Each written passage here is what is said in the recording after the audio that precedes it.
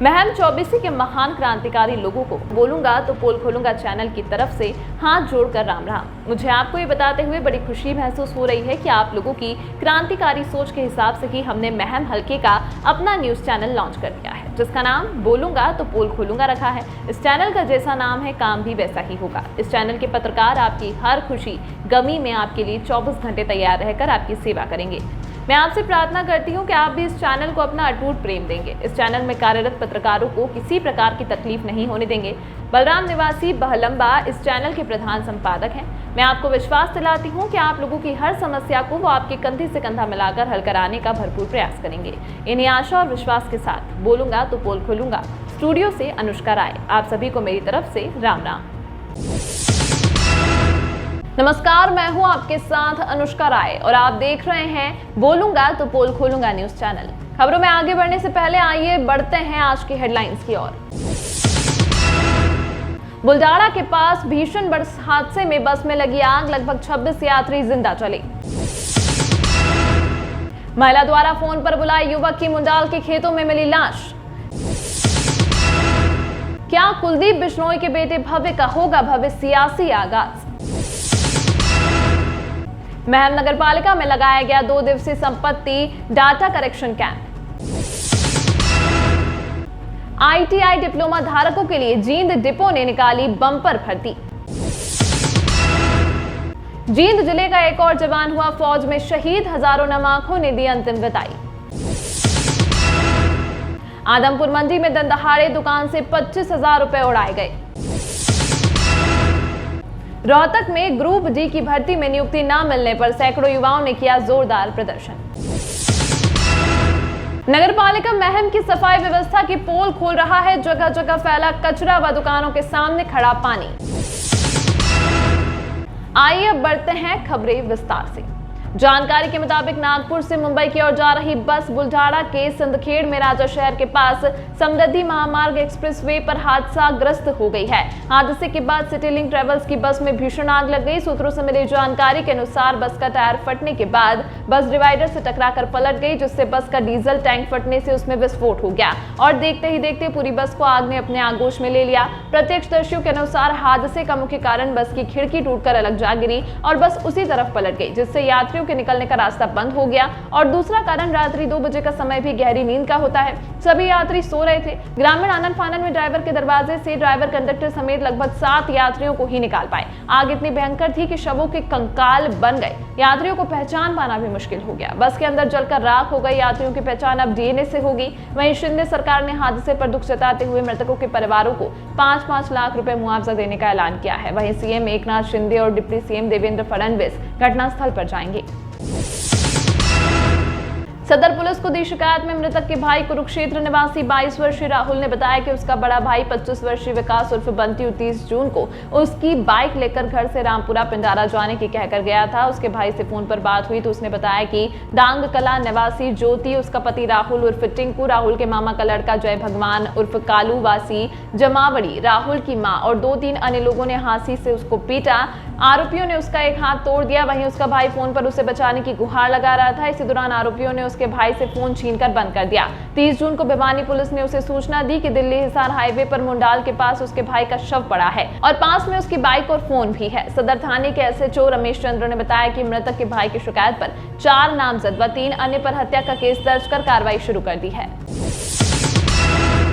कुलदीप बिश्नोई ने अपनी अगली पीढ़ी के लिए बिसात बिछानी शुरू कर दी है। अगर कुलदीप बिश्नोई की बिछाई बिसात पर उनके मोहरे चल जाते हैं तो जहां स्वर्गीय चौधरी भजनलाल के समय के नेताओं के अच्छे दिन आएंगे, वहीं हरियाणा प्रदेश में गर्त की ओर जा रही भारतीय जनता पार्टी का कदम भी तीसरी योजना की तरफ बढ़ चलेगा। दिल्ली से लौटते ही उन्होंने केंद्रीय नेतृत्व की योजनाओं को अमलीजामा पहनाना शुरू कर दिया है। उन्होंने कहा कि मैं जल्द ही राजस्थान में केंद्रीय गृह मंत्री अमित शाह, प्रधानमंत्री नरेंद्र मोदी की रैली करूंगा। इसके बाद हरियाणा में भी एक रैली करेंगे। इन दोनों रैली के लिए तारीख तय करने पर विमर्श चल रहा है। इस बारे में पूरी योजना तैयार की जा रही है। बिश्नोई समाज को आरक्षण के सवाल पर उन्होंने कहा कि बिश्नोई समाज मूल रूप से खेती पर निर्भर है। खेती की जोत लगाकर कम हो रही है। ऐसे में बिश्नोई समाज को केंद्र में भी OBC में आरक्षण दिया जाना चाहिए। इस मांग को मैंने भाजपा राष्ट्रीय अध्यक्ष JP नड्डा, केंद्रीय गृह मंत्री अमित शाह से अनुरोध किया है। केंद्रीय नेतृत्व ने पूरा भरोसा दिलाया है। और कदर करे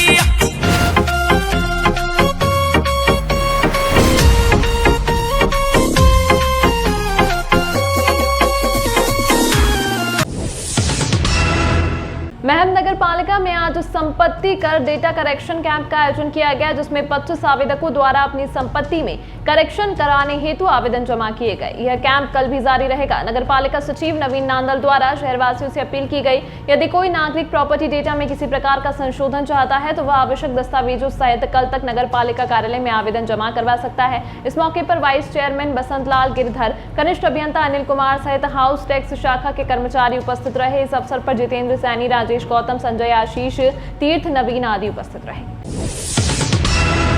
हरियाणा रोडवेज के जींद डिपो में निकली ITI डिप्लोमा धारकों के अप्रेंटिस के 48 इच्छुक उम्मीदवार 1 जुलाई से 4 जुलाई तक फॉर्म जमा करा सकते हैं। फॉर्म भरने वालों के लिए हमने चैनल के कमेंट बॉक्स में लिंक दी हुई है। इच्छुक उम्मीदवार चैनल के कमेंट बॉक्स से लिंक खोलकर नौकरी की डिटेल जान सकते हैं। जींद के शहीद जवान का अंतिम संस्कार, हजारों लोगों ने नम आंखों से दी अंतिम विदाई। राजस्थान में ऑन ड्यूटी फटी दिमागी नस। जींद स्थित नरवाना क्षेत्र के गांव बेलर खां का आर्मी जवान शोभित राजस्थान के जोधपुर में ड्यूटी पर शहीद हो गया। शनिवार को नम आंखों के साथ हजारों लोगों ने शोभित को अंतिम विदाई दी। शोभित 4.5 साल से आर्मी में तैनात था। बताया जा रहा है कि राजस्थान में टेम्परेचर ज्यादा होने के कारण शोभित की दिमागी नस फट गई और 2 दिन उपचार के बाद वह शहीद हो गया। आदमपुर मंडी में दुकान के गल्ले में रखे 25,000 रुपए 5 मिनट में उड़ाए। दुकानदार नरेश कुमार ने बताया कि वह पास में बनी धर्मशाला में लघु शंका के लिए गया था, जहां पर उसको 5 मिनट ही समय बमुश्किल से लगा था।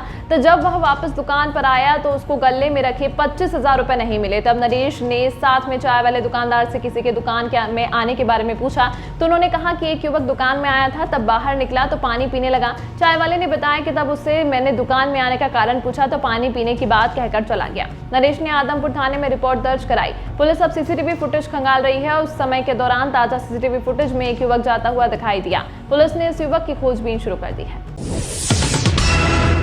भारी गर्मी में रोहतक की सड़कों पर ग्रुप D ESP में भर्ती हुए सैकड़ों खिलाड़ियों ने रोहतक में जोरदार प्रदर्शन किया। उन्होंने वर्तमान सरकार पर आरोप लगाया कि सालों बीत जाने के बाद भी अब तक नियुक्ति न मिलने के कारण वे दर-दर की ठोकरें खाने पर मजबूर हैं। उन्होंने कहा कि हम सभी योग्यताएं पूरी करने के बाद अपनी वेरिफिकेशन भी करवा चुके हैं, लेकिन अभी तक नियुक्ति के इंतजार में हैं। आज सरकार से अपनी पानी पिलाने वाली नौकरी के लिए भी हमको प्रदर्शन करना पड़ रहा है, ताकि गुनगी बहरी इस सरकार के कानों में हमारी मजबूरी की आवाज पड़ सके। महम शहर में जगह जगह फैला कूड़ा व गोहाना चौक के दुकानदारों के दुकानों के सामने खड़ा पानी महम नगर पालिका की सफाई व्यवस्था की पोल खोल रहा है।